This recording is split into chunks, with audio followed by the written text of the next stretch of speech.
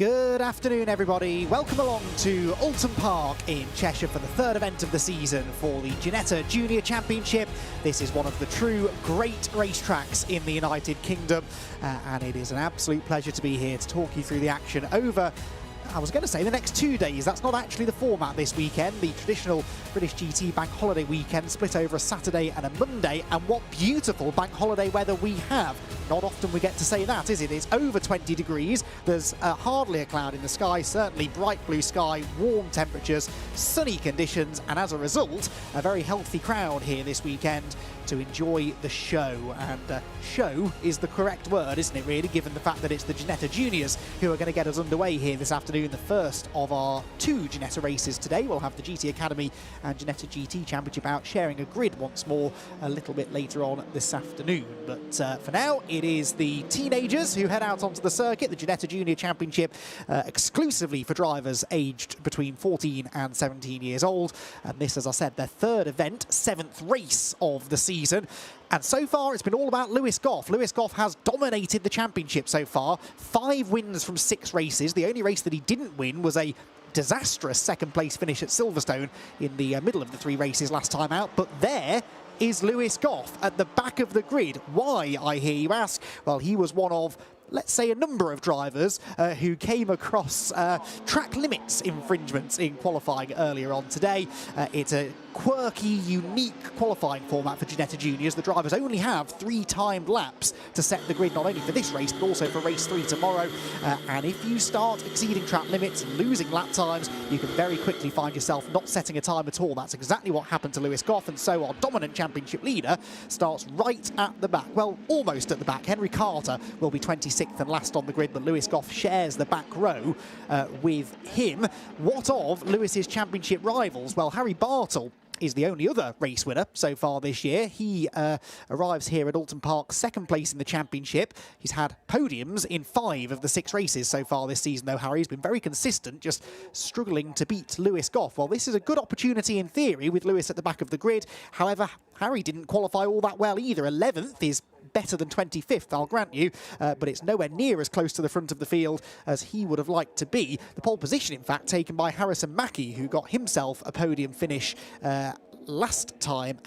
first round at Donington Park in the second race of the weekend, and he starts from pole position. There's a bit of confusion at the back of the grid. Lewis isn't used to lining up this far down the order, and I think was struggling to find his grid position. It's possible, actually, that Henry Carter had stolen his grid position away from him. That might not have been the fault of Lewis, but he's found his correct spot now, and he is ready to go. As is Harrison Mackie, Elite Motorsport, who have had such great success in this championship over the years. They won the championship for 4 consecutive seasons, the Drivers' Championship, that is, between 2017 and 2020. But from 2021, it's been all about R Racing, who, of course, prepare Lewis Goff's car, along with many other cars on the grid. They've won the championship for the last 5 seasons, and Elite would absolutely love to steal that title away from them this year. Harrison Mackie emerging already as one of their leading lights in the championship. Sebastian Lusch is one of the many R Racing drivers. The number 36 car starts on the 10th row of the grid. So, green flag lap then about to get underway. A last opportunity for the drivers to take a look at the track conditions before the race gets underway. Track conditions that, in my admittedly fairly uneducated view, are pretty perfect for racing. It certainly is dry. We've not really had any heavy rain in the area for a number of days now, but it may well have changed a little bit since qualifying this morning. The juniors were last out on track at 9 AM when it was warm, but not this warm, and so things may well have changed. There's been a lot of running since then, and so an opportunity here to see how the track has evolved. Harrison Mackie, though, he's hoping to win the race from pole position. He shares that front row fittingly with an R Racing car. It's Riley Cranham alongside him. Row 2 for Max Murray and Dominic Darling, with Josh Watts qualifying well this weekend in 5th alongside Daniel Oliver. Row number 4 for Noah Young for Performance 1. Devin Hageland is alongside him, and the top 10 then completed by Jacob Ashcroft, twice a podium finisher so far this season, and Jesse Phillips, the Ginetta Junior Winter Series champion. Harry Bartle, second in the points, 11th on the grid, alongside Vladislav Tomanchuk, with Melvin Kalustian, this year's Red Bull Junior driver, starting 13th, with Addison Smith for NDT Motorsport for company. Henry Cameron is next for Elite alongside Bailey Doughty, with Johan Helder and Vicky Farfus, the daughter of sports car and touring car race Augusto Farfus, on that next row of the grid. Row 10 for Sebastian Lush, who we just saw, and Anissa Mafumalo, with Kai Vitch and Andrew Robinson on row 11. It's a packed grid, 26 cars making the journey to Oulton Park, among them Ethan Brass, who starts on the 12th row alongside Samuel Del Gordio. And as we mentioned, really the big headline from qualifying, Lewis Goff, dominant championship leader, 25th on the grid alongside Henry Carter on the back row. The question is then, what progress can Lewis make from there? Don't forget that his grid position for the third race of the weekend will also be affected by that qualifying performance, so he's going to have a lot of overtaking to do, and we've got ringside seats courtesy of an onboard camera inside of the number 4 car, and that is, I'm sure, going to be getting quite a bit of use over the next 20 minutes or so. He's going to be moving forward as far as he can. We also have an onboard with Jacob Ashcroft, who starts from 9th on the grid for Elite Motorsport in the number 46 car, as Harrison Mackie is waved by the Lotus safety car, as is Noah Young, who carries our third and final onboard camera in the 7th place starting Performance 1 car. So those are our 3 onboards, but there's going to be plenty of action here as this first race of the weekend is about to get underway. Who will come out on top? A golden opportunity here for us to get a new winner. None of the top 10 starters on the grid have won a race yet in Ginetta Juniors, and in fact, full stop in Ginetta Juniors, let alone this season. We've got a whole host of rookie drivers and indeed quite a number of freshmen who are drivers who haven't even raced in any national level karting championships competing with us this year. So a lot of young drivers hungry to score that first victory in the championship. Revs then starting to rise, 20 minutes on the clock. Settle in, everyone, for some fantastic Ginetta Junior racing, which gets underway now. Harrison Mackie and Riley Cranham from the front row, and it's Mackie who will retain the lead. Cranham slots into 2nd position. It's pretty much grid order, I think, as we head into Old Hall Corner for the first time. The first side-by-side battle there. Noah Young, the black and pink car, to the inside of the number 12 of Daniel Oliver, and he's going to relieve Daniel of 6th position as they head down the avenue for the first time of asking. Mackie, though, with a good lead as they arrive at Cascades. It's still actually side-by-side for 6th position. Noah Young now finds himself on the outside, and Daniel Oliver will manage to squeeze back through. So it's as you were for much of the top 10 running order as we head down towards Island Bend. On board briefly there with Jacob Ashcroft, who's trying to buy into the battle ahead. He's part of the McLaren junior driver programme. The orange and black colours. Someone behind him was headed for the grass, I think, there as they went round Ireland. Hopefully they managed to keep it within the white lines. Get a glimpse there of Melvin Cluesdian in the Red Bull liveried car. And he squeezes out. One of the elite drivers was that Tomanchuk, I think, maybe Vladislav Tomanchuk, who was run out of road slightly there as they headed through. No, Henry Cameron, maybe the 11 car, who was a little bit wide over the grass. On board with Goff, we're slicing and dicing our way through the order. That's Anisu Mafumalo, who he goes past, the Rab Sport driver. And that means Lewis Goff is already battling with drivers who started inside the top 20. He is therefore likely in the top 20 himself, as Cluesdian gets a little tangled up there with the 15 car of Addison Smith. And in fact then runs very wide over the grass himself. So Melvin Cluesdian struggling maybe to find some grip. It's a much warmer track, as I alluded to, than they had in qualifying. Now, you might think that warmer track temperatures equal more grip, and to a certain point, you're right. Certainly on colder tyres, the tyres will come up to temperature more quickly, but actually, once the track temperatures get beyond a certain point, drivers will often say that the grip levels have diminished slightly, and there's a real danger of overheating tyres. These are not the most powerful cars, limited, as is regulations for a junior championship, to 100 brake horsepower, but they run on Pirelli road tyres, so you could fit these tyres onto your road car if you wanted to. They're treaded, they're going to move around and overheat in warm conditions, especially given the fact the drivers have a tendency for sliding them around, as you can see. There is Harry Bartle dicing away with the number 8 car of Devon Hagelin. Where's Bartle after that one? Still only in 10th, although perhaps 9th now, as we get a challenge for the lead, and a pretty easy pass for the lead, I'd have to say, in Ginetta Junior terms. Riley Cranham not really facing much of a challenge there from Harrison Mackie, and so our racing move to the front of the pack. I suspect that was Harrison Mackie just biding his time, though. This is a reasonably long race, 20 minutes. And this being Ginetta Juniors, there are ample opportunities to overtake between here and the checkered flag, so he's not going to contest that too hard for now. Lewis Goff, by the way, 21st at the end of the opening lap. There we are, right on cue, we're on board with him. And that is Kai Veach ahead of us. That is Kai Veach alongside us. And I think this is going to be Kai Veach behind us by the time we arrive at the Britain chicane. Lewis Goff has the preferred racing line, hammers the curb as they all do. That really is brutal on the suspension and the under tray of the cars as they barrel over the curbs at Britain's. That is into the top 20 now for Lewis Goff, as here Jacob Ashcroft slips to the inside of Noah Young. That for 7th position then, Ashcroft moving through. You can really see the way that bottled the whole group of cars behind him up as they delayed each other slightly. So that brings Harry Bartle, Devin Hageland, Jesse Phillips all into the equation. Some quick drivers in this group, all looking to try and move forward. Noah Young, I fear, is about to be on the outside looking in here though. To the inside of him is going Harry Bartle in the white and green machine. Through goes the pace performance driver, and through goes Hageland. And yep, Jesse Phillips will come by as well. So 4 places lost in 2 corners essentially there for Noah Young. He's not going to be pleased with the way his second racing lap has gone, although he's fighting back on the outside and might not be done with yet. Can he find a gap in the traffic though? That's the question. I don't think he has, look, because Phillips is still alongside, and now Melvin Kaluzdian's buying into this as well. So Kaluzdian in 12th position, looking to convert that into 11th at Old Hall Corner, and I think he will be able to do so. They slide their way out of Old Hall, down the avenue, through the right-hand kink at Denton's, and then watch for the big bump just there as the cars hit the brakes into Cascades. So easy to snatch a brake and go straight on as you go over that bump at high speed.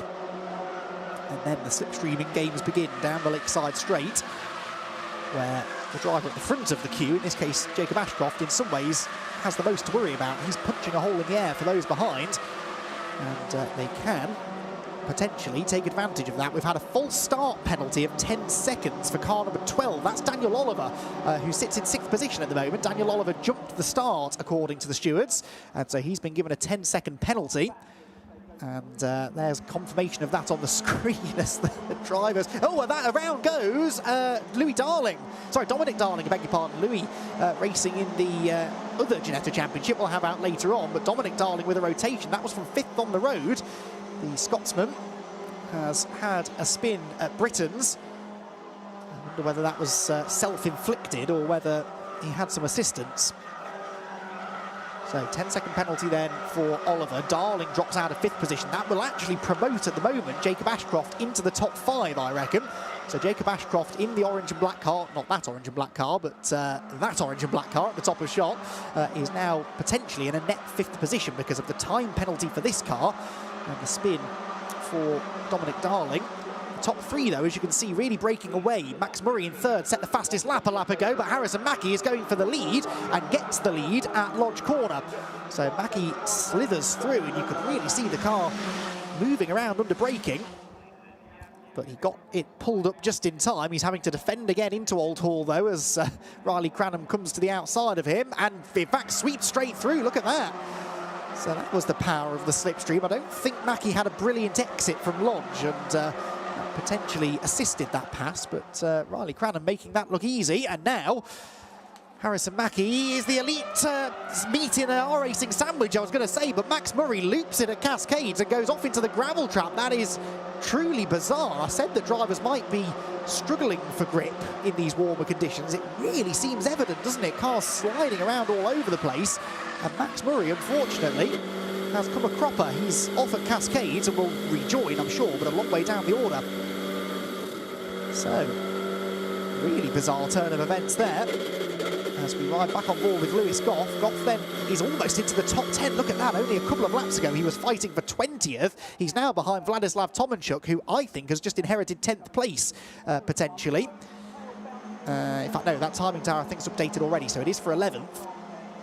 But Lewis Goff making striking progress through the order. Harry Bartle, to put this into context, started 11th. He is up into 6th, so 5 places gained.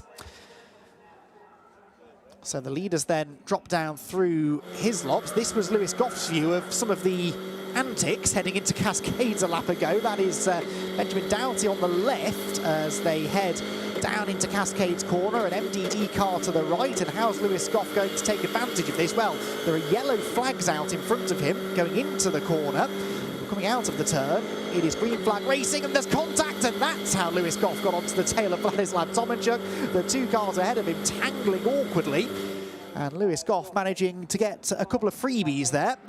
So Goff, I don't know why I'm surprised, but he's nearly into the top 10. It is still remarkable from 25th on the grid. This was the Noah Young view, meanwhile. His laps, and around he goes. And that was Melvin Kalustian, I think, who tangled with him. Both cars went around, and others had to scatter to the grass in avoidance. Well, it's all going on this afternoon at Oulton Park, and we still have a battle for the race lead. It's now a two-horse race, realistically, between Riley Cranham and Harrison Mackie. Josh Watts is running an impressive third. Josh, I don't think, has had a podium yet in his Ginetta Junior career. And Josh Watts, who I've seen racing before in the BRSCC's Fiesta Junior Championship. These days, the Ginetta Championships are also managed by the BRSCC. And we've seen Josh move up through their ranks, and he's really starting to show his good form this weekend. Goff then into the top 10. He's already dispatched of Tomanchuk. In fact, he was nearly 2 seconds ahead of Vladislav at the start of the lap. Now, for the first time, he's in some clean air, and we'll see what lap times he's really got with no one in front getting in the way. Meanwhile, what's going on here? This is a recovering Max Murray in the 17 car, slipping up the inside. Meanwhile, for the lead, Harrison Mackie tries the outside into Britain's. That's an ambitious place to try and go around the outside. And it didn't work in the end. Riley Cranham able to hang on. Oh, it's all gone wrong for Vicky Farfus, and I think that was Noah Young again. So Noah Young with his second skirmish in potentially less than a lap. Dominic Darling was also delayed by all of that. And as they drop down into Britain's, it's been a lively race this for Noah Young. In fact, it might have been Darling, sorry, the white and pink car, who tangled with Young on that occasion. Samuel Dalgaudio there, the red and white car, benefiting from that. But Melvin Kalustian having a bit of a shocker here, isn't he? As is Noah Young, to be fair. We've seen them both have a rotation down here, a lap ago, and there's now another skirmish for Young as he tries to get back ahead of the 33 car of Mafumalo.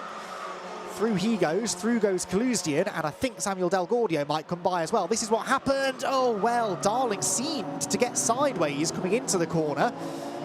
And Noah Young kind of had nowhere to go. I wonder if we can get Noah Young's view. Here it is. And is there going to be contact on the way in? No, it was just a locked rear brake for Darling.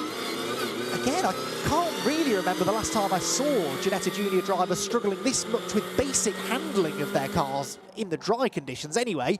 Locking rears, losing the rear on corner entry. We've seen a lot of it in this race, and I can only imagine it's the high ambient and therefore track temperatures that are playing havoc with the tyres. The qualifying pace, pole position was a 2:03.0 for Harrison Mackie. The fastest lap in the race so far is a 2:03.7 by Max Murray. So we're 0.7 of a second or so away from qualifying pace, which says it all, I think. So the lead battle then heads up through Shell, and again Riley Cranham can't get the car stopped into the hairpin, so Harrison Mackie gets up the inside, shows him the edge of the road. That was pretty rough, but just about within the boundaries of what's acceptable, I think. And Harrison Mackie gets the lead away. It's been a tremendous battle between the two of them. It's another one of those classic Elite Motorsport versus R Racing battles for the victory. And it is Elite Motorsport on top for now, but every time you get to the front, you're then giving the slipstream to the car behind, and you feel that another move is imminent at any moment. Cranham looks to the outside at his lops. More to try and put the pressure on Mackie, I think, there, than actually find a way by. And the elite driver will indeed retain the advantage. Keep an eye on Watts as well in third. If these two really start tripping over each other, he could yet bridge the gap to the top two. Ooh, as Lewis Goff has got past Harry Bartle. Wow, so Lewis Goff, he's waving at Bartle to say, let's work together.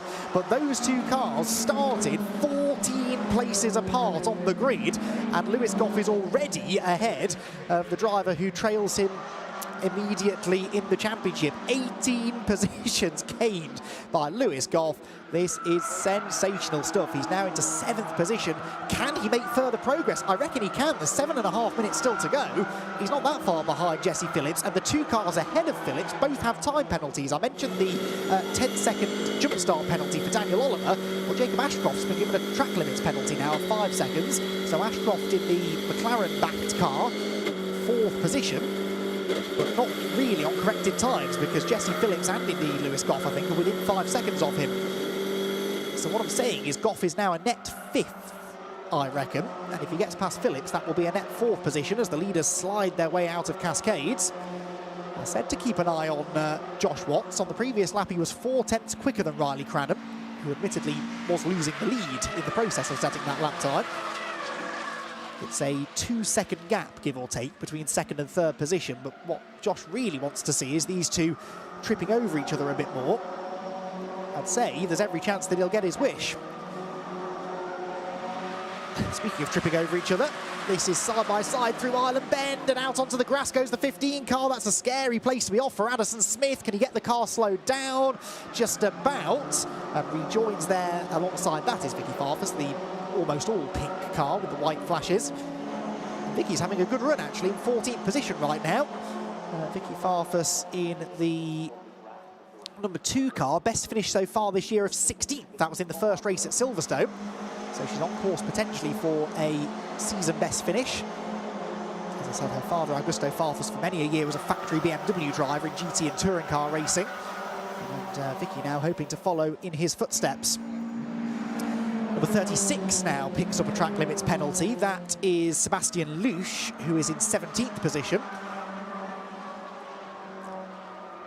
And possibility, oh yes, plenty of others, including the race leader, Harrison Mackie, with a 5-second penalty. He's not the only one. Lewis Goff has picked one up as well. So Lewis Goff, all of this progress he's making through the order has not entirely been within track limits, it would seem. So Mackie now has a penalty. 36, I think I mentioned, that was Lusch, wasn't it? Yes, Sebastian Lusch, Jacob Ashcroft, Daniel Oliver and Lewis Goff all have penalties to be applied for exceeding track limits. It's 5 seconds for now, but if they do it again, that will go up to 10, and then it can go up even further, and eventually, if you keep doing it, you can be disqualified. There's the list of the numbers. So number 4, Lewis Goff, number 6, Andrew Robinson, 46 is Jacob Ashcroft, 33, Anisu Mafumalo, 36 is Sebastian Lusch, and 24 is Harrison Mackie, the race leader. So that means Riley Cranham doesn't need to race Harrison Mackie now.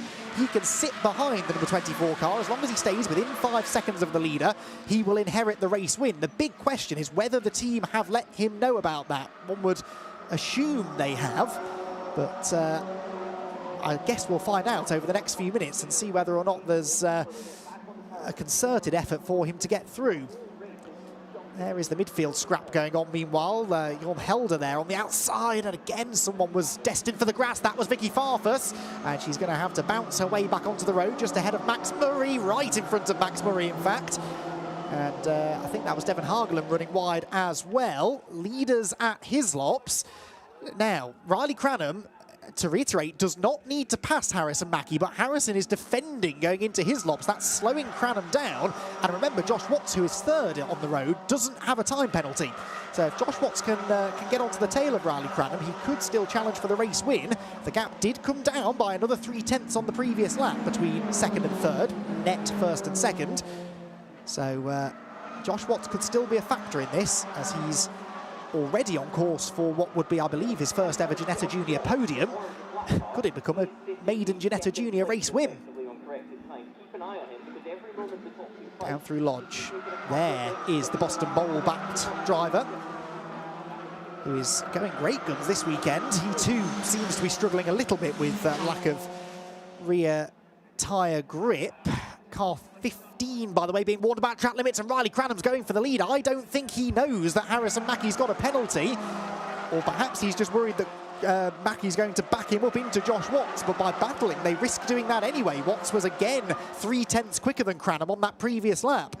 So Josh Watts is coming, and if he gets within a second or so, he'll start to pick up a slipstream from the leading 2. Mackie sideways at Cascades, and that's going to almost goad Cranham into having another go, perhaps, down the Lakeside Straight. Fascinating stuff then, with, I reckon, just over a lap and a half of racing still to go.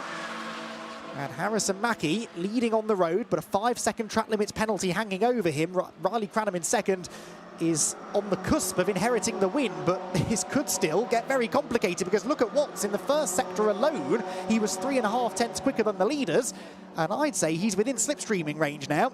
That will only further exaggerate the speed advantage he's got, as Cranham has all 4 wheels off the track there at Britain's.